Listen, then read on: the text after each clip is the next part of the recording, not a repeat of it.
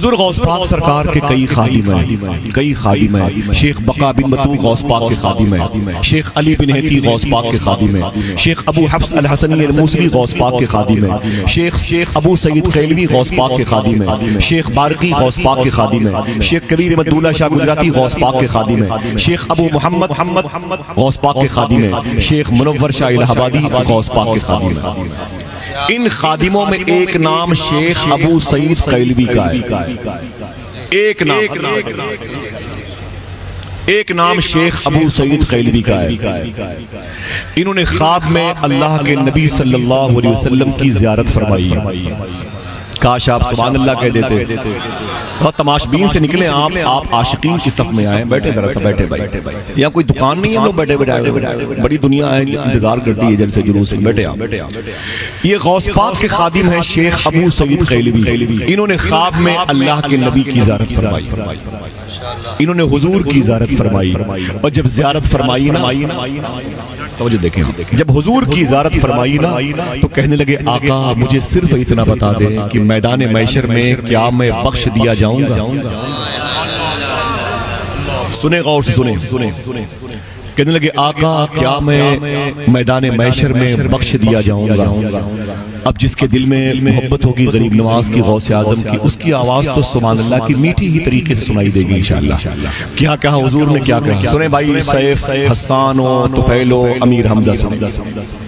یہ فانی دنیا کی مصروفیت سے نکلے اور باقی دنیا کی تیاری میں لگے۔ شیخ ابو سعید قیلوی نے کیا فرمایا حضور سے؟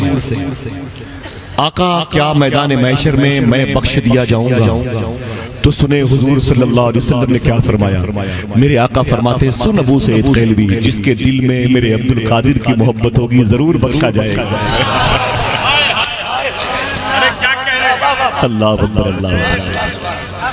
مجھے یاد نہیں میں نے کتنی مرتبہ بغداد دیکھا ہے، بغداد والے کو بھی دیکھا، بات کی بات ہے، چپٹر کلوس بغداد، سمجھے آپ کے سامنے میں جو کتوں کے طریقے سے بھوکتا ہوں، مطلب صرف یہ کہ آپ کی آنکھیں غوث پاک کے دربار کو دیکھیں۔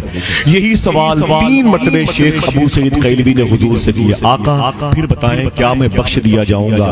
حضور نے پھر کہا ابو سعید میں نے کہہ دیا جو میرے عبدالقادر سے پیار کرے گا ضرور بخشا جائے گا۔ پھر ابو سعید قیلوی نے حضور سے پوچھا آقا مجھے صرف اتنا بتا دیں میدان محشر میں کیا بخش دیا جاؤں گا؟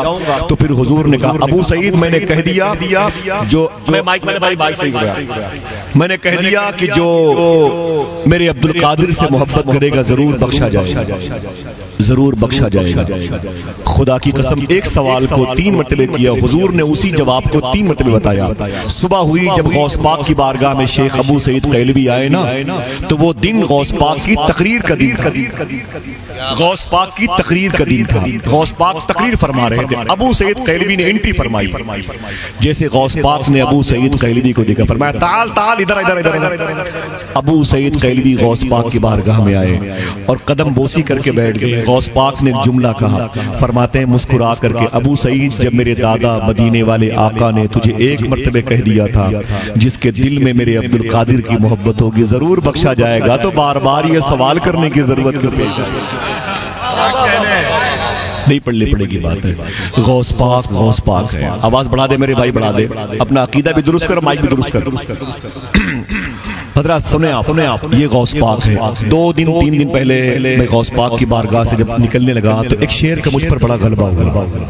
ایک شعر تو وہی ٹوٹا پھوٹا مصرع تھا کہ کاش شہر بغداد میں گھر اپنا بناتے جاتے، شہر بغداد میں گھر اپنا بناتے جاتے، دیکھتے آپ کے دربار کو آتے جاتے، دیکھتے آپ کے دربار کو۔ میرے دوست ایک بیٹھے ہوئے سب، غزل کے ایک شاعر کا شعر مجھے 2 دن اتنا رلایا میں غوث پاک کی جالی شریف نہیں دیکھ پاتا تھا۔ ایک شعر مجھ کو یاد رہا، بس الوداعی سلام کیا اور روتا ہوا چلا۔ ایک شعر سنیں، یہ شعر غزل کا ہے لیکن وہاں یاد آیا، میرے دل پر اس کا غلبہ رہا۔ ہاتھ خالی ہے تیرے شہر سے جاتے جاتے، ہاتھ خالی ہے تیرے شہر سے جاتے جاتے، جان ہوتی تو میری جان لٹاتے جاتے۔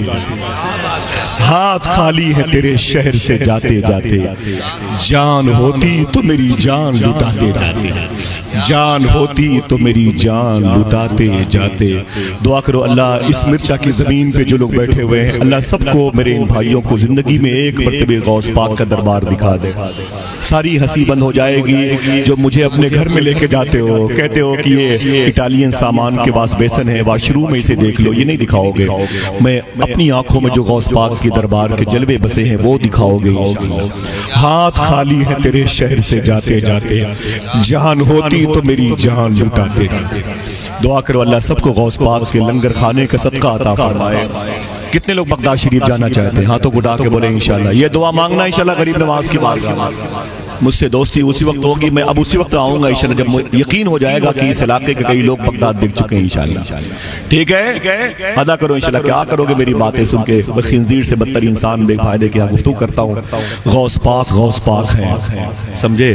خواجہ خضر ولیوں کی پوسٹنگ کراتے ہیں، کہتے میں عالم ناسوس سے نکلا، عالم ہاہوت، جبروت، ملکوت، ہاہوت کی طرف نکلا تو میں نے کیا دیکھا؟ زمین کے جزیرے پر ایک شخص چادر اوڑھے لیٹا ہوا ہے۔ میں نیچے اترا، میں نے کہا اٹھ، اللہ کے ولی محنت کر، پروموشن کرا، پوسٹنگ کرا، اپنی ترقی کر۔ اللہ کا ولی ہے میں سمجھتا ہوں، لیکن یہاں کیا کر رہا لیٹا ہوا ہے؟ خواجہ خضر کہتے ہیں اللہ کی بارگاہ سے آواز آئی، خضر سنبھل کے سنبھل کے سنبھل کے۔ بولے کیوں؟ یہ کون ہے میرے مولا؟ آواز آئی، خضر تو جس سے محبت کرتا ہے وہ میں ہوں، اور میں جس سے محبت کرتا ہوں یہ وہ ہے۔ اس کا نام عبدالقادر جیلانی۔ لیکن سکر کے جوش میں جو ہے وہ تجھے کیا جانے۔